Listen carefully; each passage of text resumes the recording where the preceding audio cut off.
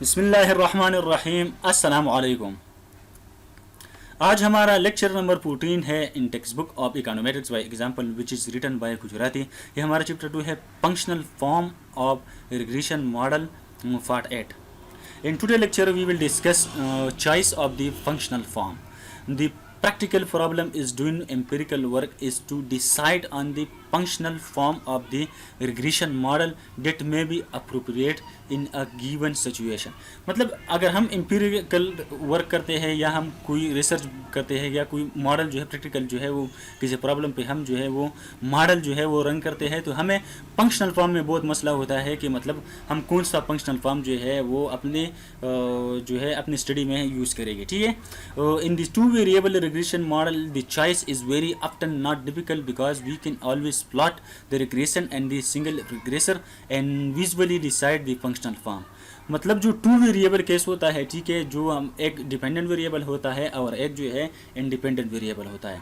Two variable case में ये functional form को मतलब सेलेक्ट करना ये इतना मुश्किल नहीं होता क्योंकि हम जो है वो रिग्रेसर और रिग्रेशन को जो है वो ग्राफिकली जो है वो ग्राफ पे शो कर देता है और ग्राफ से हमें खुद डायरेक्ट जो है वो पता चलता है कि ये इस पे जो है ये मॉडल लगाने हैं। ठीक है, तो उस दो इक्वेशन में इतना ज़्यादा मसला नहीं होता।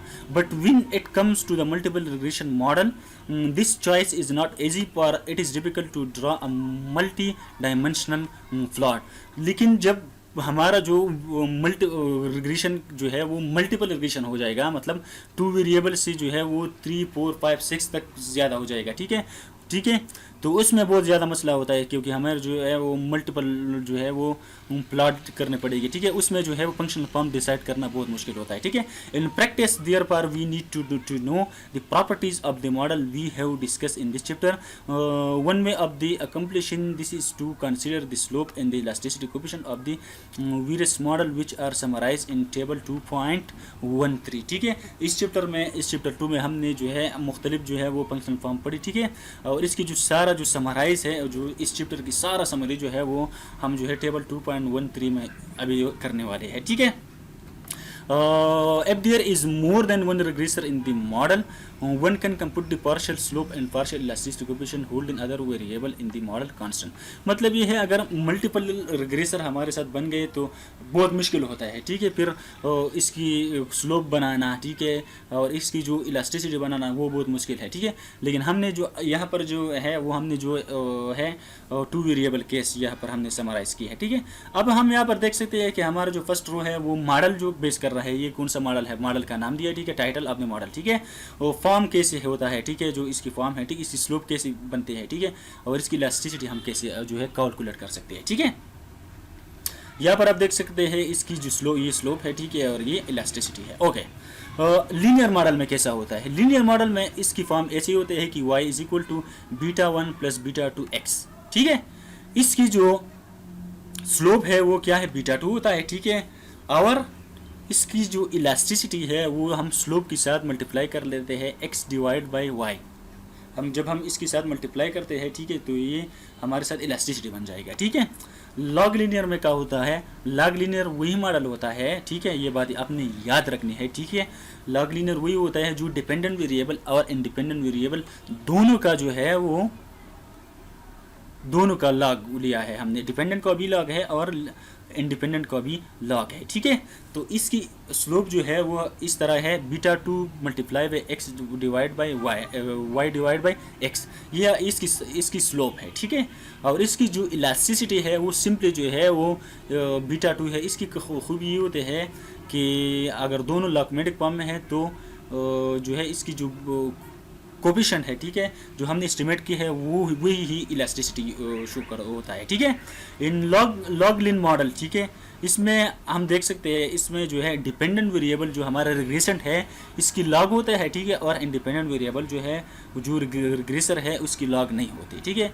इसकी जो स्लोप है वो β2 मल्टीप्लाई बाई y होता है। ठीक है, और इसकी जो इलास्टिसिटी हम कैलकुलेट करते हैं वो β2 मल्टीप्लाई बाई x। ठीक है, इसकी इलास्टिसिटी इस तरह कैलकुलेट होती है। ठीक है, इन लिन लॉग मॉडल में क्या होता है, लिन लॉग मॉडल में हमारे साथ जो है इस तरह जो है डिपेंडेंट वेरिएबल या रिग्रेशन की लॉग नहीं होती, ठीक है, और इंडिपेंडेंट वेरिएबल या रिग्रेसर की लॉग होती है। यहाँ पर हम देख सकते हैं y is equal to β1 plus β2 ln x। Slope हम कैसे कैलकुलेट करते हैं, β2 मल्टीप्लाई बाय 1/x, इस तरह जो है स्लोप कैलकुलेट होता है। और इलास्टिसिटी जो है वो हम कैसे कैलकुलेट करते हैं, इलास्टिसिटी हम β2 multiply by 1 divide by y, ठीक है, इस तरह हम इसकी इलास्टिसिटी कैलकुलेट करते हैं, ठीक है। रेसिप्रोकल मॉडल में कैसे होता है, रेसिप्रोकल मॉडल की जो फॉर्म है वो इस तरह होता है, y is equal to β1 plus β2 1/x। इसकी वेरिएबल जो है वो रेसिप्रोकल होता है 1/x, ठीक है। इसकी जो स्लोप होते हैं वो निगेटिव होता है -β2 multiply by 1 divide by x square, ठीक है।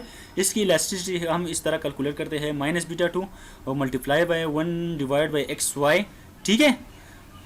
Note star indicates that the elasticity coefficient is variable dependent on the values taken by x and y are both. If no x and y are specified, these elasticities are often evaluated at the mean value of x and y, namely x bar and y bar, ठीक है। Comparing linear and log linear model.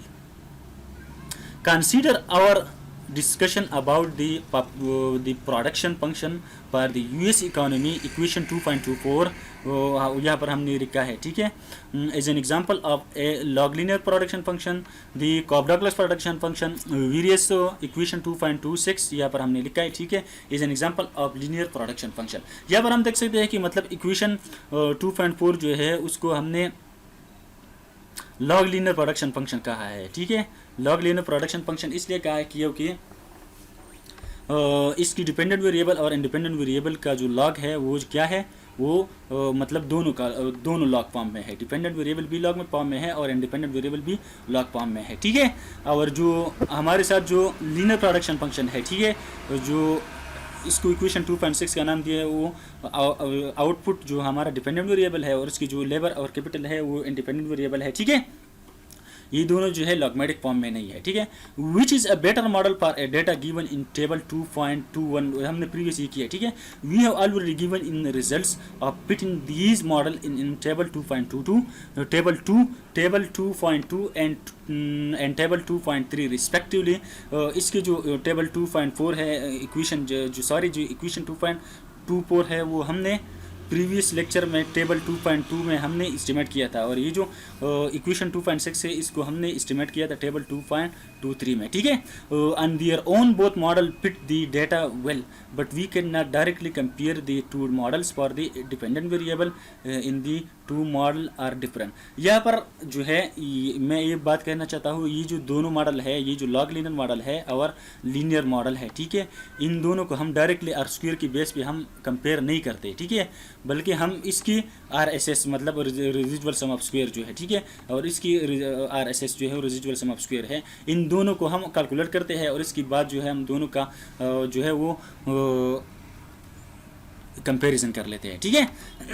But a simple transformation of the dependent variable can render the two models comparable. We proceed as follows. Step 1 हम क्या करेंगे, compute the geometric mean of the dependent variable, call it Q star for the data in table 2.1.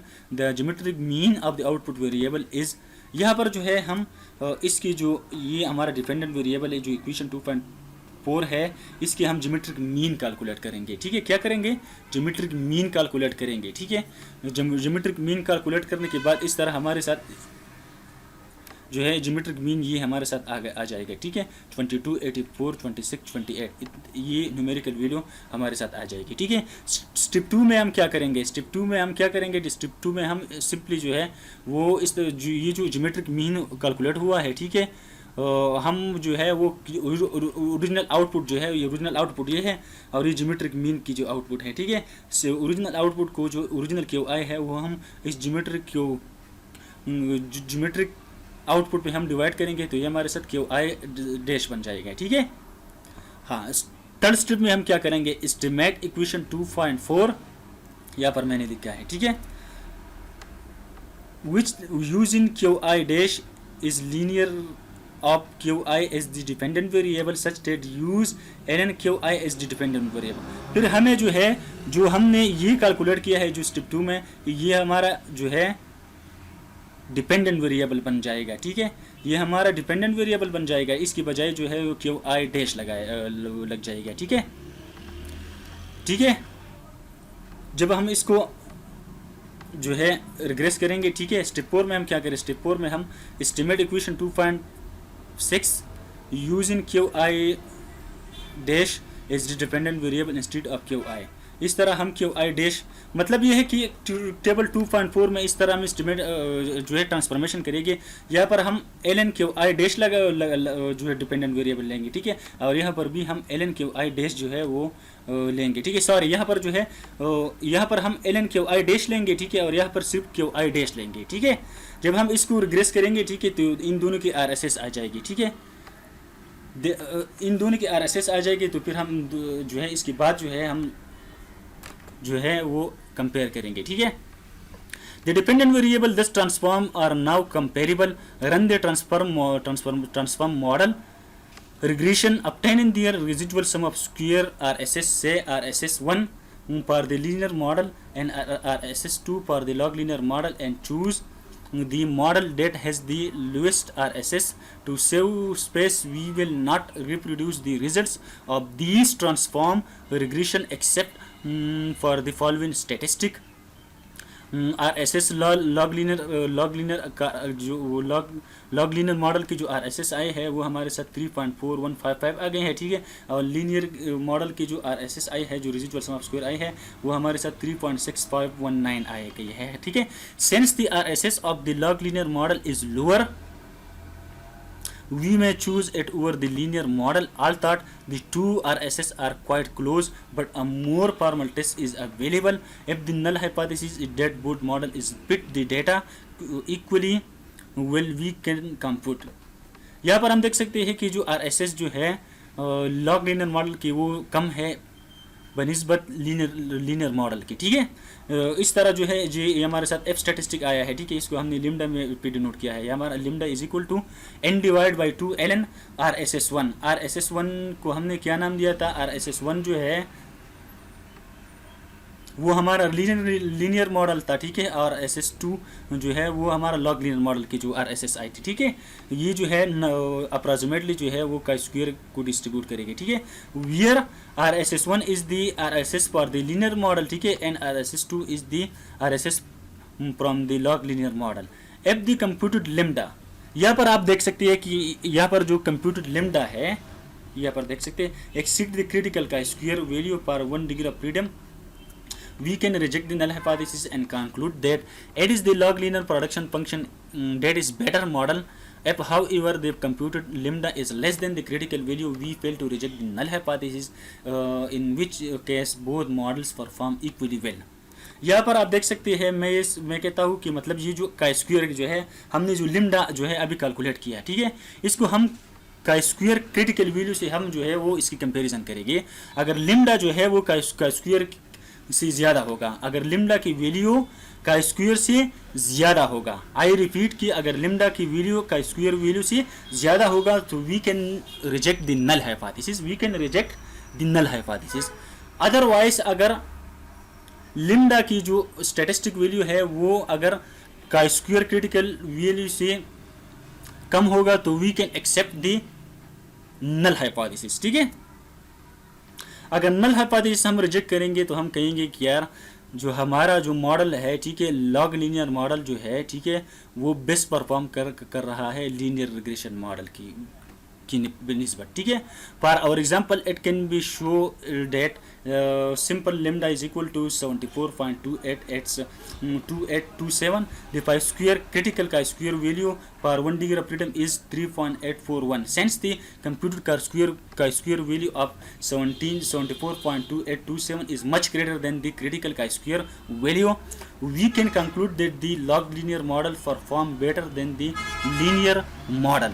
यहाँ पर हम देख सकते हैं कि हमारा जो लिम्डा की जो वैल्यू आई है वो हमारे साथ 74.2827 आ गई है। ठीक है, और का स्क्वायर की जो क्रिटिकल वैल्यू है वो 3.841 841 आ गई है। ठीक है, मैंने आपको पहले भी बताया कि अगर लिम्डा का जो वैल्यू है, ठीक है, अगर वो का स्फीयर क्रिटिकल वैल्यू से ज़्यादा आ गया तो we can reject the null hypothesis. In this case we can reject the null hypothesis and accept the alternative hypothesis and conclude that hence the log linear model is easy to interpret in terms of elasticity of labor and capital and the return to scale parameter. We may choose the model in practice. यहाँ पर हमने ये conclude किया कि जो log linear model है वो linear model से बेटर परफॉर्म कर रहा है। ठीक है, thanks for watching my video. Please subscribe to my YouTube channel. Thanks, अल्लाह हाफिज़।